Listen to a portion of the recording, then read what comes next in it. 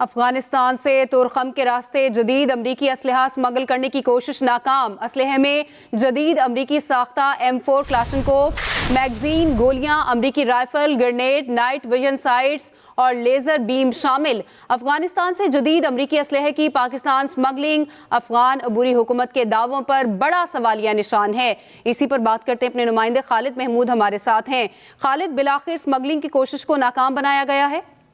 جی دیکھیں جی، اس سے پہلے بھی جو دہشت گردی کے واقعات ہوئے تھے اس میں جو دہشت گرد انوالو تھے، ان کی ہلاکت کے بعد جو ان سے اسلحہ برآمد ہوتا ہے وہ ہمیشہ جدید قسم کا امریکی اسلحہ ہوتا ہے، اور ذرائع کا یہ کہنا ہے کہ یہ وہی اسلحہ ہے جو افغانستان میں امریکی فورس استعمال کرتی تھی، اور افغانستان سے انخلاء کے بعد یہ اسلحہ جو ہے دہشت گردوں کے ہاتھ لگا ہوا ہے۔ لیکن آج سیکورٹی فورسز نے ایک بڑی کارروائی کی ہے کہ افغانستان سے تورخم کے راستے ایک پیاز سے بھرا ہوا ٹرک آ رہا تھا جس میں یہ اسلحہ جو ہے، جدید اسلحہ جو ہے موجود تھا، جس میں کلاشنکوف گنز اور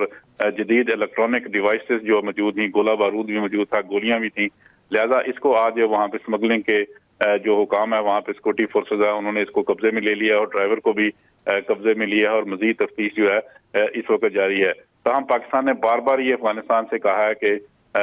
جو افغانستان کی سرزمین ہے وہ پاکستان کے خلاف استعمال ہو رہی ہے، اور وہیں سے دہشت گرد بھی آتے ہیں اور وہیں سے اسلحہ جو ہے وہ دہشت گردوں کو پہنچایا جاتا ہے۔ لہذا اس کارروائی کے بعد اب شواہد آلریڈی سیکورٹی فورسز کے پاس موجود ہیں کہ یہاں پہ امریکی اسلحہ جو ہے وہ استعمال ہوتا ہے۔ گزشتہ رات جو واقعہ پیش آیا تھا ڈیرہ اسماعیل خان میں، وہاں پہ بھی جو ثبوت ملے ہیں اس میں افغانستان سے لایا گیا اسلحہ جو ہے وہ امریکی ساز کا اسلحہ جو ہے وہ برآمد ہوا تھا، جس پر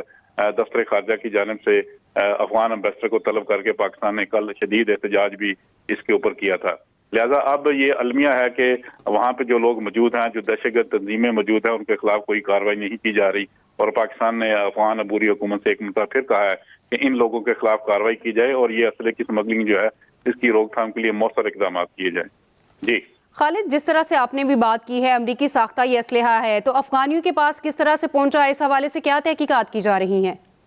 دیکھیں، جو پہلے شواہد ملے تھے اس میں جو دہشت گردوں سے اسلحہ برآمد ہوا تھا وہ جدید جو امریکی گنز جو امریکی فوجی افغانستان میں استعمال کرتے تھے، یہ وہی گنز ہیں اور وہی راکٹ اور وہی گولہ بارود ہے جو امریکی استعمال کرتے تھے۔ اور سیکورٹی فورسز نے یہ بھی دعویٰ کیا تھا کہ یہ لوگ جب افغانستان سے انخلاء ہوا تھا، افغان فوجیوں کا بھی جو ڈسمنٹل ہوئی تھی افغان فورسز، 2.5 لاکھ کے قریب افغان فوج تھی، اور وہ بھی اپنی وردیاں اتار کر جو ہے وہ بیرون ملک فرار ہو گئے تھے، اور ان سے جو اسلحہ تھا ان کے بعد جو جدید قسم کی ٹیکنالوجی تھی وہ ساری جو ہے وہ دہشت گردوں کے ہاتھوں لگی ہے، اور دہشت گرد اب مختلف علاقوں میں، مختلف ممالک میں یہ دہشت گردی کی کارروائیاں کر رہے ہیں، لیکن سب سے جو بڑا ٹارگٹ ہے وہ پاکستان ہی ہے۔ افغان جو نیشنل ہیں وہ پاکستان کے خلاف کارروائیاں کرتے ہیں، اور پاکستان کے خلاف جو جدید اسلحہ ہے وہ استعمال کرتے ہیں، اور تمام شواہد جو ہے وہ سیکورٹی فورسز کے پاس موجود ہیں کہ یہ اسلحہ جو ہے یہ وہی اسلحہ ہے جو امریکی ساخت ہے، اور امریکی جو یہاں پہ فوجی تھے وہ استعمال کرتے تھے، اور اس کے بعد افغان فورسز کو بھی یہ اسلحہ دیا گیا تھا جو اب افغانستان میں جو دہشت گرد تنظیمیں موجود ہے ان کے پاس ہے، اور وہ پاکستان کے خلاف مسلسل استعمال کر رہے ہیں۔ لہذا پاکستان نے بار بار یہ معاملہ اٹھایا، افغان عبوری حکومت کے ساتھ بھی، امریکہ کے ساتھ بھی، اور دیگر جو فورمز ہے ان پر بھی یہ مسئلہ اٹھایا کہ افغانستان میں جدید اسلحہ موجود ہے جو پاکستان میں دہشت گردی کی کارروائیوں میں استعمال ہو رہا ہے۔ جی خالد، یہ بھی کہیے گا، جس طرح سے آپ نے بھی بات کی ہے، تمام تر شواہد بھی اب سامنے ہیں، اور ہم نے دیکھا گزشتہ روز بھی احتجاج کیا گیا، بار بار یہ معاملات اٹھائے بھی جاتے ہیں، اب کیا مزید اقدامات اٹھائے جا سکتے ہیں اس حوالے سے؟ یہ دیکھیں جی، گزشتہ رات بھی پاکستان نے جو ہے وہ شدید احتجاج کیا، افغان ناظم الامور کو طلب کیا، اور پاکستان نے اس کے شواہد بھی دیے کہ افغانستان کی سرزمین جو ہے وہ پاکستان کے خلاف استعمال ہوتی ہے، اور امریکی اسلحہ جو ہے اس دہشت گردی کی کارروائیوں میں استعمال ہو رہا ہے۔ پاکستان کے پاس مختلف آپشن ہے، سفارتی سطح پر بھی ہے، کیونکہ افغانستان کو ابھی تک کسی حکومت نے تسلیم نہیں کیا، لہذا پاکستان ڈائریکٹ جو ہے وہ افغان طالبان جو ہیں ان کے ساتھ پاکستان یہ معاملہ اٹھا رہا ہے، اور کل بھی جو افغان ناظم الامور ہیں پاکستان میں اس کو طلب کیا گیا، اور پاکستان نے اس پر احتجاج کیا۔ تاہم پاکستان کا کیونکہ جو امریکی خصوصی نمائندہ ہے وہ بھی پاکستان کے دورے پر تھے، ان سے بھی پاکستان نے یہ معاملہ اٹھایا تھا کہ افغانستان کی سرزمین استعمال ہوتی ہے، اور جو امریکی اسلحہ ہے وہ دہشت گردی کی کارروائیوں میں استعمال ہوتا ہے، اور اسی بنیاد پر پاکستان نے جو افغان یہاں پہ لوگ موجود ہیں جو غیر قانونی طور پر مقیم ہیں ان کو انخلاء کے بارے میں فیصلہ کیا تھا کہ متعدد کارروائیوں میں یہ لوگ ملوث ہیں، پاکستان میں آلریڈی موجود ہیں، اور پھر سرحد پار کر کے اسلحہ منگواتے ہیں اور یہاں پہ پاکستان میں دہشت گردی کی کارروائیوں میں وہ ملوث ہوتے ہیں۔ जैसा पाकिस्तान जो है वो हर तरह से कोशिश कर रहा है कि किसी तरह अफगानियों को जो गैर कानूनी तौर पर मुकीम है पाकिस्तान में उनको भी निकाला जाए, और अफगान हुकूमत के साथ भी ये मामला टेकअप किया जाए, और अमेरिका के साथ भी ये मामला टेकअप किया जाए कि उनका असला जो है वो दहशतगर्दी की कार्रवाइयों में इस्तेमाल हो रहा है। पाकिस्तान ने हर सतह पर ये मामला अब उठाया है, और पाकिस्तान की यही कोशिश है कि अफगानिस्तान की जो सरजमीन है वो इस्तेमाल ना हो, और बुरी हुकूमत से बार बार यही कहा जा रहा है कि वो इस इकदाम के रोकथाम के लिए इकदाम करे, और वहाँ पे जो दहशतगर्द तंजीमें हैं उनके खिलाफ कार्रवाई की जाए। कल भी पाकिस्तान ने यह मुतालबा किया था कि टीटीपी की जो क़यादत है उसको फौरी तौर पर गिरफ्तार करके पाकिस्तान के हवाले किया जाए, और यहाँ के जो कानून हैं उनके मुताबिक उनको सजाएं दी जाएं। लिहाजा पाकिस्तान तो बड़ी हद तक